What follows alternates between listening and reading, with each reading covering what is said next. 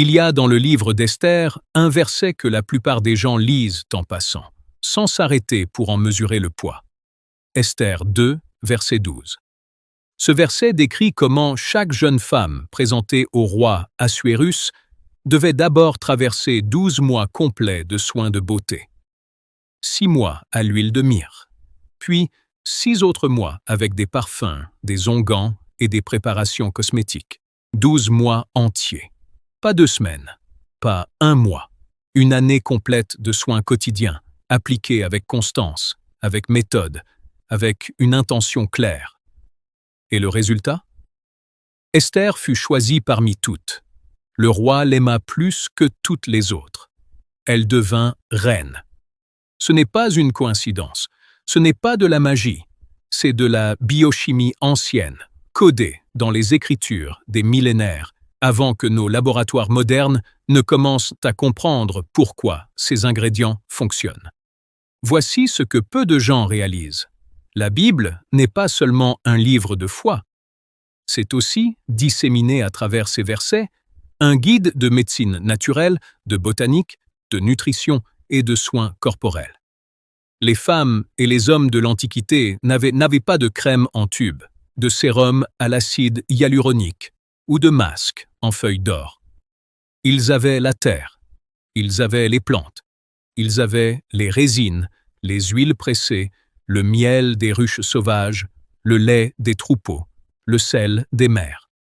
Et ils savaient comment les utiliser, avec une précision qui nous étonne encore aujourd'hui, quand la science moderne vient confirmer, des siècles plus tard, ce que leurs mains pratiquaient déjà.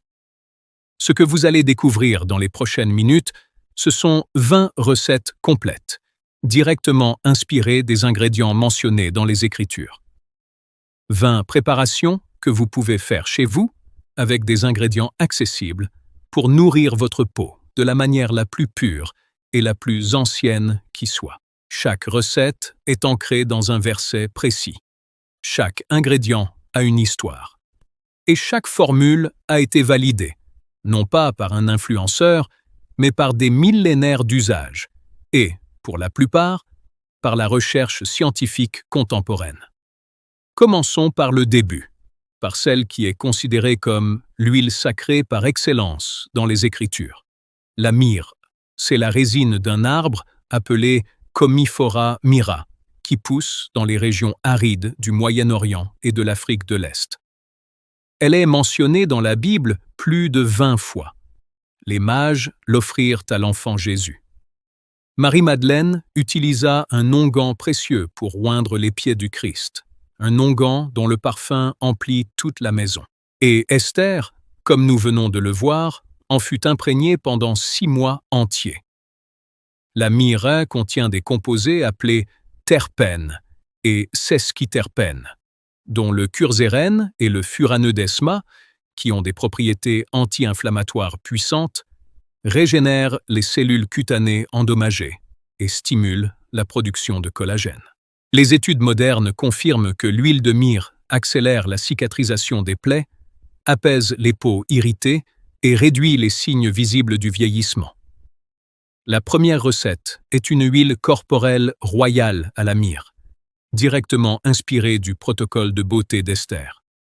Pour la préparer, prenez 4 cuillères à soupe d'huile d'olive vierge extra. Ajoutez 20 gouttes d'huile essentielle de myrrhe. Incorporez 10 gouttes d'huile essentielle de rose ou de bois de rose. Versez le tout dans un flacon en verre ambré et agitez doucement. Appliquez sur votre peau après le bain ou la douche, en massant avec des mouvements circulaires lents. Laissez pénétrer 10 minutes avant de vous habiller.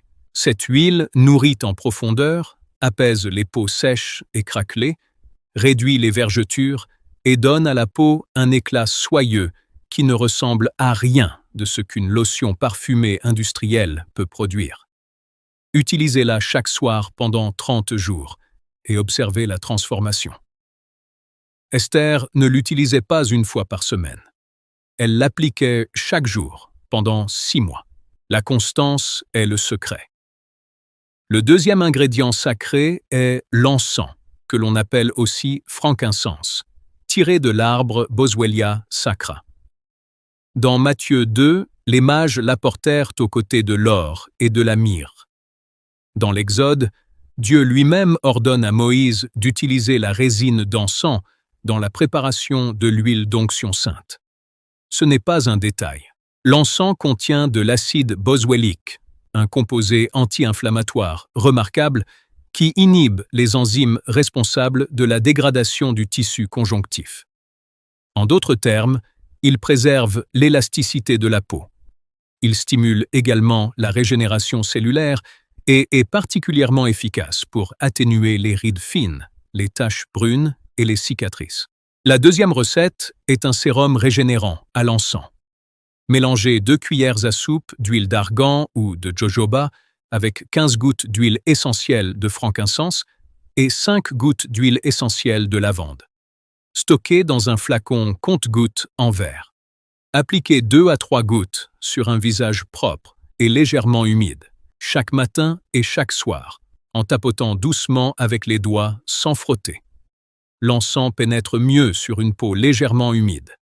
En 4 à 6 semaines d'application régulière, vous constaterez un affinement de la texture de la peau, une réduction des rides légères au coin des yeux et une uniformisation du teint. C'est l'anti-âge le plus ancien du monde et il fonctionne. Le troisième ingrédient vient du Cantique des Cantiques. Ce livre merveilleux, ce poème d'amour au cœur de la Bible, déborde de références aux plantes aromatiques et aux soins corporels. Au chapitre 1er, verset 13e, le bien-aimé dit « Mon bien-aimé est pour moi un sachet de myrrhe qui repose entre mes seins. » Et au chapitre 4e, verset 14e, le poète décrit un jardin rempli de nard, de safran, de calamus, de cannelle, de myrrhe et d'aloès. L'aloès. Voilà un ingrédient que vous reconnaissez certainement, parce qu'il est encore partout aujourd'hui. Et il l'était déjà dans les Écritures. Le gel d'aloès vera est mentionné dans la Bible sous le nom d'aloès ou de bois d'aloès, utilisé pour l'embaumement, les parfums et les préparations de beauté. Il contient des polysaccharides, des enzymes, des vitamines A, C et E, ainsi que du zinc et de l'acide salicylique naturel.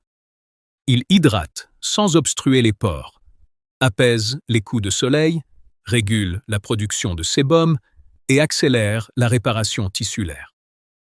La troisième recette est un masque hydratant à l'aloès et au miel, 2 ingrédients qui apparaissent ensemble dans plusieurs contextes bibliques. Prenez 3 cuillères à soupe de gel d'aloès vera pur. Ajoutez 1 cuillère à soupe de miel brut non pasteurisé. Incorporez 5 gouttes d'huile essentielle de néroli ou de rose. Mélangez doucement. Appliquez sur le visage propre et laissez agir 22 minutes. Rincez à l'eau tiède. Votre peau sera immédiatement plus souple, plus lumineuse et plus hydratée. Utilisez ce masque 2 fois par semaine. Parlons maintenant du miel. Dans la Bible, le miel est l'un des ingrédients les plus fréquemment cités. L'expression « une terre ruisselant de lait et de miel » apparaît dans l'Exode, le Lévitique, les Nombres, le Deutéronome, Josué, Jérémie et Ézéchiel. Ce n'est pas une métaphore vide. Le miel était véritablement précieux. Il était utilisé comme aliment, comme médicament et comme cosmétique. Le miel brut contient du peroxyde d'hydrogène naturel, des enzymes antimicrobiennes, des flavonoïdes et du glucono-delta-lactone, qui ensemble agissent comme un antibiotique naturel, un exfoliant doux et un puissant humectant, qui retient l'humidité dans la peau pendant des heures. La 4e recette est un nettoyant doux au miel et à l'huile d'olive. Mélangez 1 cuillère à soupe de miel brut avec 1 cuillère à café d'huile d'olive et 1 pincée de sel de mer fin. Appliquez sur le visage humide avec de légers mouvements circulaires pendant 1 minute. Rincez abondamment. Ce nettoyant nettoie sans décaper, hydrate tout en purifiant et laisse la peau douce comme de la soie. Il est particulièrement adapté aux peaux sèches et sensibles, mais fonctionne également très bien sur les peaux mixtes. Utilisez-le chaque matin à la place de votre gel nettoyant habituel et observez comment votre peau réagit différemment dès la première semaine. Le 5e ingrédient est l'huile d'olive. Elle est mentionnée dans la Bible des dizaines de fois, de la Genèse à l'Apocalypse. Dans le psaume 104, l'huile d'olive est décrite comme quelque chose que Dieu a donné pour illuminer le visage de l'homme. Dans Luc 10, le bon samaritain verse de l'huile et du vin sur les plaies du blessé pour les soigner. Dans Jacques 5, les anciens oignent les malades avec de l'huile. L'huile d'olive n'était pas réservée à la cuisine. Elle était l'ingrédient cosmétique et médical central de toute la civilisation méditerranéenne biblique. L'huile d'olive vierge extra contient des quantités élevées d'oléocanthal, un composé aux propriétés anti-inflammatoires comparables à l'ibuprofène, ainsi que du squalène, de la vitamine E et des polyphénols puissants. Elle pénètre dans les couches profondes de la peau, nourrit et renforce la barrière cutanée. La 5e recette est un baume, contour des yeux à l'huile d'olive et à la cire d'abeille. Faites fondre au bain-marie une cuillère à café de cire d'abeille pure, avec 2 cuillères à soupe d'huile d'olive. Retirez du feu, laissez légèrement refroidir, puis ajoutez 5 gouttes d'huile essentielle de camomille romaine et 3 gouttes d'huile essentielle de géranium. Versez dans de petits pots en verre. Laissez solidifier. Appliquez délicatement au bout du doigt annulaire autour des yeux, chaque soir, avant de dormir. Ce baume réduit les rides, illumine les cernes et renforce la peau délicate du contour des yeux en douceur. La 6e recette vient directement du Cantique des Cantiques, 4.14, qui mentionne le nard, connu aussi sous le nom de spikenard, une huile extraite de la racine d'une plante himalayenne appelée Nardostachys jatamansi. C'est cette même huile que Marie-Madeleine utilisa pour oindre les pieds de Jésus dans Jean 12, un acte si extravagant, si coûteux, que Judas s'indigna du gaspillage. Le nard valait l'équivalent d'une année entière de salaire. Aujourd'hui encore, l'huile essentielle de spikenard est l'une des plus rares et des plus chères au monde. Mais quelques gouttes suffisent. Le nard a des propriétés antimicrobiennes, anti-inflammatoires et sédatives. Il régule la production de sébum, apaise les peaux à tendance acnéique et ralentit le vieillissement cutané. La 6e recette est un sérum de nuit au spikenard pour peau mature. Mélangez 2 cuillères à soupe d'huile de rosier musquée avec 8 gouttes d'huile essentielle de spikenard, 5 gouttes d'huile essentielle de géranium rosa et 3 gouttes d'huile essentielle de vétiver. Appliquez 3 gouttes sur le visage et le cou chaque nuit, après nettoyage. Le matin, votre peau sera visiblement plus ferme, plus lisse, avec un éclat profond qui vient de l'intérieur. C'est l'huile qui a rempli toute une maison de son parfum. Imaginez ce qu'elle peut faire pour votre peau. Le 7e ingrédient est le lait. Dans la Bible, le lait symbolise l'abondance, la pureté et la nourriture divine. Le Cantique des Cantiques décrit les lèvres de l'aimé comme des rayons de miel et les rend douces comme du lait. Le lait de la Bible était entier, brut, non homogénéisé, plein d'acide lactique naturel, de graisse nourrissante et de protéines. L'acide lactique est un alpha-hydroxyacide naturel qui dissout les cellules mortes de la surface de la peau sans agression, révèle la peau neuve en dessous et hydrate en profondeur. Les bains au lait de Cléopâtre sont restés célèbres, mais c'était une pratique commune dans toute la région biblique bien avant elle. La 7e recette est un exfoliant doux au lait et à l'avoine. Mélangez 2 cuillères à soupe de lait entier en poudre avec 2 cuillères à soupe de flocons d'avoine finement moulus et une cuillère à café de miel brut. Ajoutez juste assez d'eau pour former une pâte souple. Appliquez sur le visage humide, massez doucement en cercle pendant 2 minutes Puis, laissez reposer 5 minutes supplémentaires comme un masque avant de rincer. Votre peau sera immédiatement exfoliée, apaisée et lumineuse. Ce soin est particulièrement adapté aux peaux sensibles qui réagissent mal aux exfoliants chimiques ou aux granules abrasifs synthétiques. La cannelle est le 8e ingrédient. Dans l'Exode 30, Dieu ordonne à Moïse de préparer une huile d'onction sainte avec de la myrrhe liquide, de la cannelle parfumée, du calamus odorant et de la casse. La cannelle était l'un des 4 ingrédients divins de cette huile sacrée.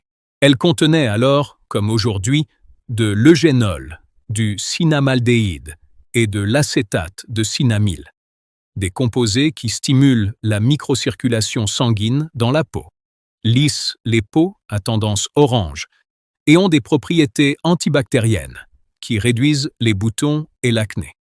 Attention cependant, la cannelle est puissante et doit toujours être utilisée en très faible concentration sur le visage. La 8e recette est un baume lèvres repulpant à la cannelle et au miel, inspiré du Cantique des Cantiques qui compare les lèvres au miel et aux fruits mûrs. Faites fondre au bain-marie une cuillère à café de beurre de karité pure, avec une cuillère à café de cire d'abeille et une cuillère à café d'huile d'amande douce. Retirez du feu. Ajoutez une demi-cuillère à café de miel liquide et une goutte d'huile essentielle de cannelle de Ceylan. Versez dans un petit pot. Laissez refroidir. Appliquez sur les lèvres aussi souvent que nécessaire. Ce baume nourrit, protège et donne aux lèvres un volume naturel grâce à l'effet vasodilatateur de la cannelle. Vos lèvres seront douces, hydratées et légèrement rebondies sans aucune injection. Le safran est mentionné dans le Cantique des Cantiques, 4-14, regroupé avec les épices et les résines les plus précieuses. Il est extrait des stigmates du Crocus sativus et il faut environ 170 000 fleurs pour produire 1 seul kilogramme de safran. Ce n'est pas un hasard si le Cantique des Cantiques le mentionne parmi les trésors d'un jardin royal. Le safran contient de la safranale et de la crocine, 2 composés aux propriétés antioxydantes puissantes et dépigmentantes naturelles. Des études récentes ont montré que le safran inhibe la tyrosinase, l'enzyme responsable de la production de mélanine en excès, ce qui en fait un agent naturel remarquable contre les taches sombres, les hyperpigmentations et le teint terne. La 9e recette est un tonique éclaircissant au safran et à l'eau de rose. Faites infuser 8 à 10 filaments de safran dans 100 ml d'eau de rose pendant toute une nuit au réfrigérateur. Le lendemain, filtrez et ajoutez 2 cuillères à café de jus d'aloès vert frais. Versez dans un flacon vaporisateur. Appliquez sur le visage propre après nettoyage, 2 fois par jour.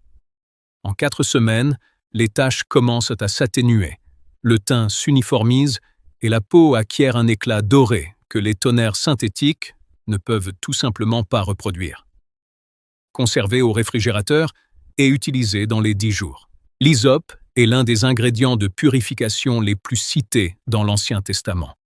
Le psaume 51, le psaume de la repentance de David, dit « Purifie-moi avec l'hysope, et je serai pur.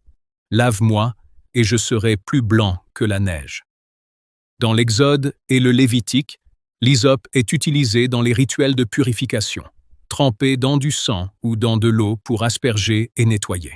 L'hysope contient des flavonoïdes, notamment la diosmétine et la lutéoline, ainsi que des terpènes, comme le pinocamphone, qui ont des propriétés antiseptiques, antifongiques et astringentes. C'est une plante de purification au sens littéral, qui resserre les pores, équilibre le microbiome cutané et neutralise les agents pathogènes à la surface de la peau.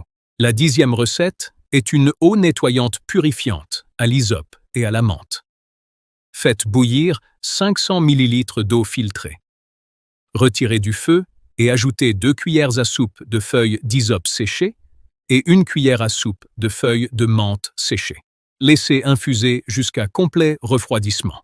Filtrez. Ajoutez une cuillère à café de vinaigre de cidre de pomme biologique. Versez dans un flacon pompe ou spray. Utilisez cette eau comme lotion nettoyante du matin, appliquée avec un coton, ou directement en vaporisation sur le visage après la douche. Elle nettoie, resserre, équilibre le pH et prépare la peau à absorber les soins qui suivent. La 11e recette met à l'honneur la rose.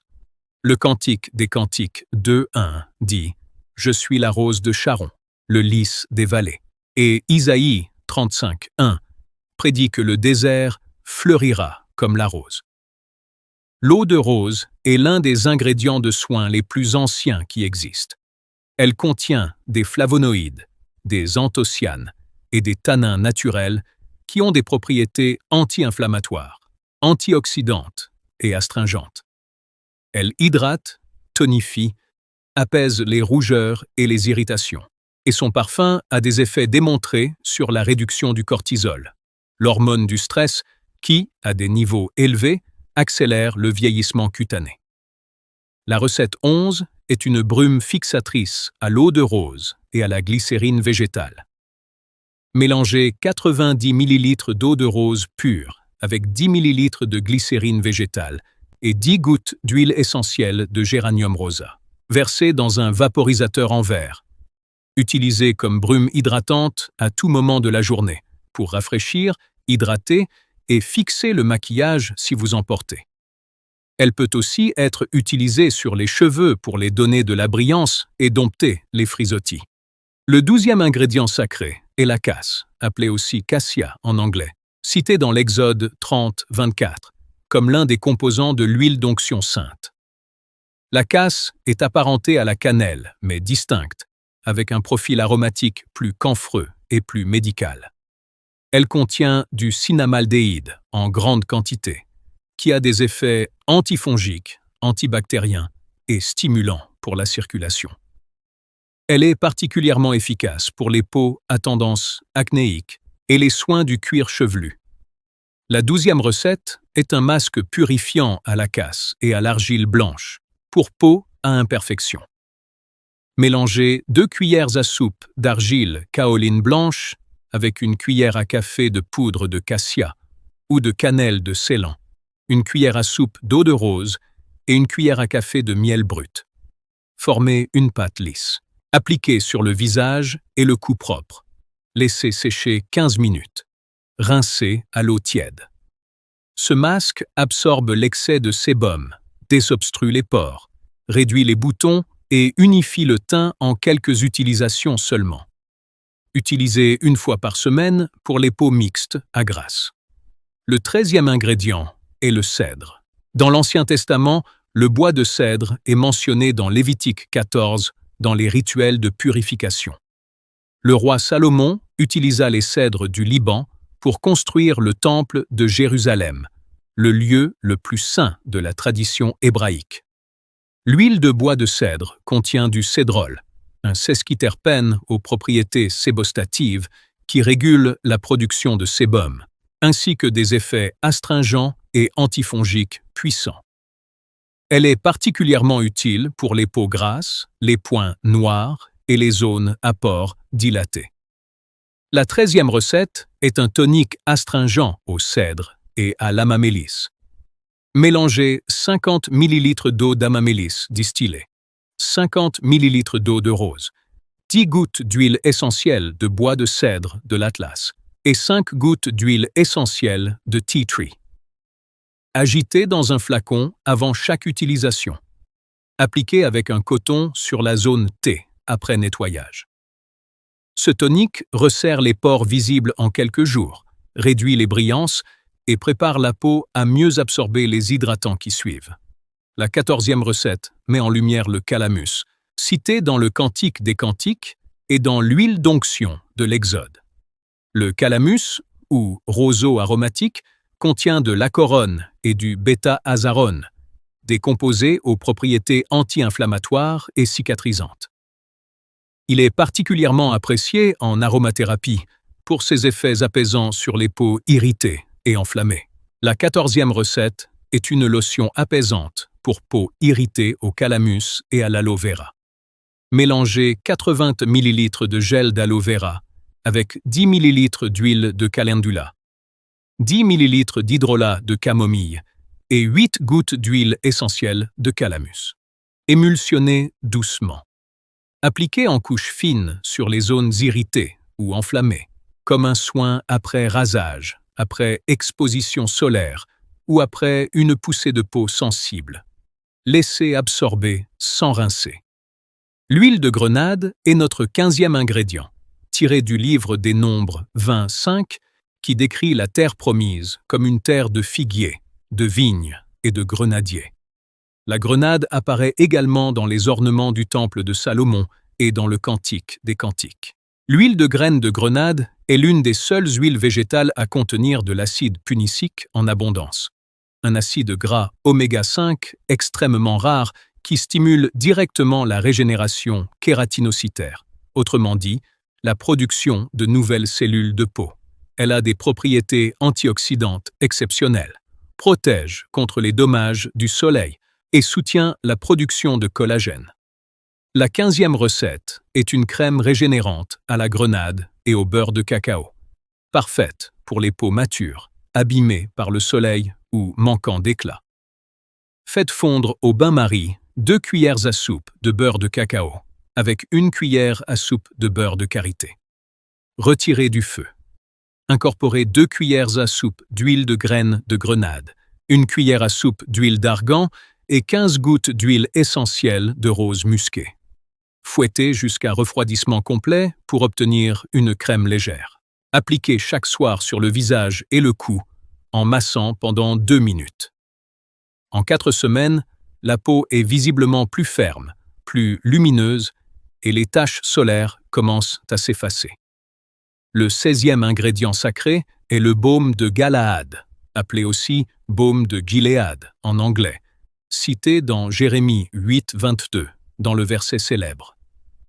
N'y a-t-il point de baume en Galaad? N'y a-t-il point là de médecin? Ce baume était l'une des substances médicinales les plus précieuses de l'Antiquité, exportée depuis la région de Gilead dans l'actuelle Jordanie vers l'Égypte, la Grèce et Rome. Il était utilisé pour cicatriser les plaies, traiter les maladies de peau et composer des parfums royaux. Aujourd'hui, il est généralement remplacé par le baume du Pérou ou la résine de Commiphora gileadensis dans les formulations naturelles. Ses propriétés cicatrisantes, antiseptiques et régénératrices sont bien documentées. La 16e recette est un baume cicatrisant, multi-usage, inspiré du baume de Galaad. Faites fondre 1 cuillère à soupe de cire d'abeille avec 2 cuillères à soupe d'huile d'olive et 1 cuillère à soupe d'huile de ricin. Ajoutez 10 gouttes d'huile essentielle de lavande vraie, 5 gouttes de myrrhe et 5 gouttes de tea tree. Laissez solidifier dans un petit pot. Appliquez en fines couches sur les cicatrices, les coupures en cours de guérison, les zones de peau sèches et craquelées ou les lèvres abîmées. Ce baume est votre pharmacie de poche. La 17e recette est dédiée au raisin et à l'huile de pépins de raisin. La vigne est l'une des plantes les plus fréquemment mentionnées dans la Bible, de la Genèse, où Noé plante une vigne après le déluge, jusqu'à Isaïe, Jérémie, Ézéchiel, les psaumes, les évangiles et les épîtres.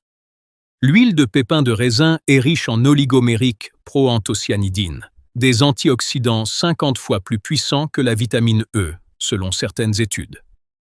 Elle est également une source concentrée de vitamine E, de linoléate et de flavonoïdes qui protègent les cellules cutanées contre les radicaux libres, les causes numéro 1 du vieillissement prématuré. Elle est légère, non comédogène et pénètre rapidement. La 17e recette est une huile démaquillante légère aux pépins de raisin et à la lavande. Mélangez 80 ml d'huile de pépins de raisin avec 10 ml d'huile de jojoba et 15 gouttes d'huile essentielle de lavande vraie. Versez dans un flacon pompe. Chaque soir, prélevez 2 à 3 pressions dans la paume. Réchauffez entre les mains et appliquez en massant doucement le visage pour dissoudre le maquillage, la crème solaire et les impuretés de la journée. Rincez à l'eau chaude ou ôtez avec un gant de coton humide. Ce démaquillant nourrit tout en nettoyant et ne laisse aucune sensation de film gras. La 18e recette est celle du lait de chèvre, un ingrédient qui, bien que non mentionné explicitement comme cosmétique dans la Bible, est directement lié à la culture pastorale biblique. Le proverbe 27-27 dit « Il y a du lait de chèvre en suffisance pour ta nourriture, pour la nourriture de ta maison et pour l'entretien de tes servantes. » Le lait de chèvre contient naturellement de l'acide lactique en concentration plus élevée que le lait de vache, ainsi que des vitamines A, B2, B3, B6, B12, C, D, E et K, des minéraux essentiels et des graisses moyennement chaînées facilement absorbables par la peau. Son pH est similaire à celui de la peau humaine, ce qui lui permet de respecter le microbiome cutané naturel. La 18e recette est un savon surgras au lait de chèvre et à l'huile de coco, inspiré des traditions pastorales bibliques. Faites fondre au bain-marie 100 g de beurre de cacao avec 100 g d'huile de coco et 100 g d'huile d'olive. Dissolvez 70 g de soude caustique dans 140 g de lait de chèvre froid. Mélangez les deux parties en remuant constamment jusqu'à la trace. Ajoutez 2 cuillères à soupe d'huile d'amande douce et 30 gouttes d'huile essentielle de lavande. Versez dans un moule. Couvrez et laissez saponifier 48 heures. Démoulez et laissez sécher 4 semaines avant usage. Ce savon est doux, surgras et laisse la peau propre sans jamais la dessécher. Note importante. Si vous n'êtes pas à l'aise avec la soude, vous pouvez utiliser une base savonneuse artisanale, prête à l'emploi, que vous faites fondre et à laquelle vous incorporez le lait de chèvre, les huiles et les essences. Le résultat sera excellent. La 19e recette est une crème mains et pieds, nourrissante, au beurre de karité et à la cire d'abeille. 2 ingrédients profondément enracinés dans les traditions du monde biblique. La cire d'abeille est citée dans de nombreux textes rabbiniques et est associée aux ruches sauvages que les Hébreux récoltaient dans le désert. Le beurre de karité, extrait du karité d'Afrique de l'Ouest, est l'héritier direct des baumes de graisse végétale, utilisés depuis l'Antiquité dans toute la ceinture sahélienne et nilotique, le corridor qui relie l'Afrique à la Terre Sainte. Il contient des acides gras triglycérides, des composés insaponifiables comme le cinnamique et le lupéole, qui ont des propriétés anti-inflammatoires et cicatrisantes documentées. Cette recette est particulièrement destinée aux mains abîmées par le travail, les produits ménagers ou le froid, et aux pieds fendillés et douloureux.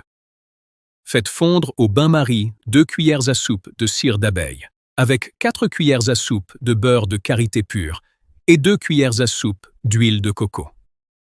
Hors du feu, ajoutez 1 cuillère à soupe d'huile d'amande douce, 10 gouttes d'huile essentielle de lavande, 5 gouttes de menthe poivrée et 5 gouttes d'encens. Versez dans des pots. Laissez refroidir. Appliquez généreusement sur les mains et les pieds chaque soir avant de dormir. Si vous portez des chaussettes en coton après l'application sur les pieds, la crème pénètre 4 fois plus efficacement pendant la nuit. En une semaine, les crevasses les plus profondes commencent à se refermer. La 20e et dernière recette est peut-être la plus complète, la plus puissante et la plus symboliquement chargée de toutes. C'est l'huile d'onction sacrée inspirée de l'Exode 30, versets 23 à 25, où Dieu dit à Moïse « Prends les principaux aromates, 500 cycles de myrrhe liquide, 250 cycles de cannelle parfumée, 250 cycles de calamus odorant, 500 cycles de casse, selon le cycle du sanctuaire, et un hin d'huile d'olive. Tu en feras une huile d'onction sainte. » Cette formule précise donnée par Dieu lui-même dans le texte biblique, est une huile de soin complète. Pour en faire une version cosmétique utilisable, adaptée aux usages modernes et respectueuse des concentrations sécuritaires, voici la recette. Prenez 50 ml d'huile d'olive vierge extra comme base. Ajoutez 20 gouttes d'huile essentielle de myrrhe, 15 gouttes d'huile essentielle de cannelle de Ceylan, 10 gouttes d'huile essentielle de calamus, 15 gouttes d'huile essentielle de cassia ou de casse et 5 gouttes d'huile essentielle de bois de cèdre pour enrichir le profil. Transférez dans un flacon en verre ambré de 50 ml. Agitez doucement avant chaque usage. Appliquez quelques gouttes sur les poignets, la nuque, les tempes ou sur le cœur, comme onguent sacré de méditation. Pour le visage, utilisez 1 ou 2 gouttes seulement, diluées dans votre crème habituelle ou dans un peu d'huile de jojoba. Attention, la cannelle et la casse sont des huiles dermocaustiques en concentration pure. Respectez toujours les dilutions indiquées. Cette huile n'est pas seulement un soin de peau.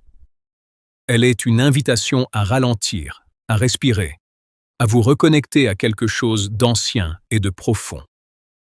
Utilisez-la le matin, avant votre temps de prière ou de méditation. Laissez le parfum vous porter. Laissez les molécules faire leur travail sur votre peau, pendant que vous faites votre travail à l'intérieur. Ce que vous venez de recevoir, ce sont 20 formules issues de siècles de sagesse, de pratique et de foi. 20 recettes qui ne nécessitent pas d'ordonnance médicale, pas de carte de crédit premium, pas d'abonnement à une marque de luxe. Elles nécessitent de la patience, de la constance et un respect profond pour ce que la nature et les Écritures nous ont laissé comme héritage.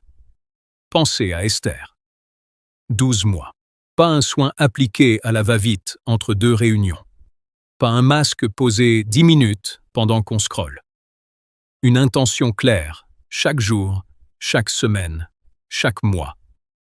Ces soins n'étaient pas séparés de sa vie spirituelle.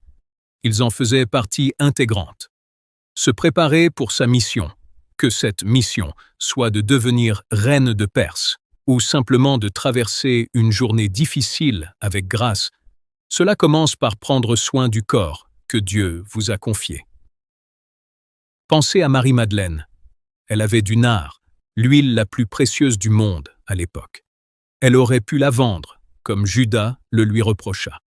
Elle choisit de l'utiliser. Elle choisit le soin le plus pur, le plus extravagant, le plus intentionnel. Pas parce qu'elle voulait paraître belle, parce qu'elle voulait honorer ce qui méritait d'être honoré.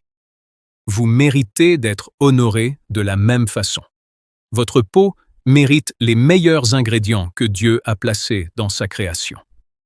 Et pensez à ce verset du 1 Corinthiens 6, 19, 20 qui dit « Ne savez-vous pas que votre corps est le temple du Saint-Esprit qui est en vous, que vous avez reçu de Dieu, et que vous ne vous appartenez pas, car vous avez été rachetés à un grand prix.